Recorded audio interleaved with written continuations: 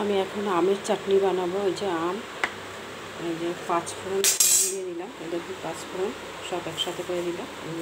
ফোড়ন দিলাম, আমটা দিয়ে দিলাম,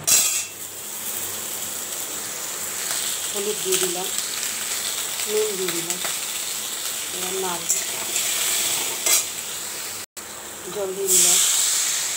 এই দেখুন আমের এইগুলো দিয়ে দিচ্ছি, কিশমিশ, কাজু বাদাম, খেজুর, মিষ্টি আর 5 রকমের এই যে জিরার গুঁড়ো দিয়ে অনেক রকমের দিয়ে ভাজা এই দিয়ে দিচ্ছি সব একসাথে। দেখুন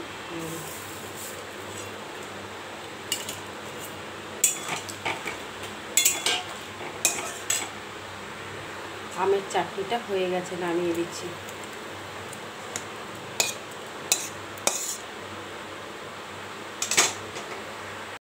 তখন চাটনিটা হয়ে গেছে, আমের চাটনি।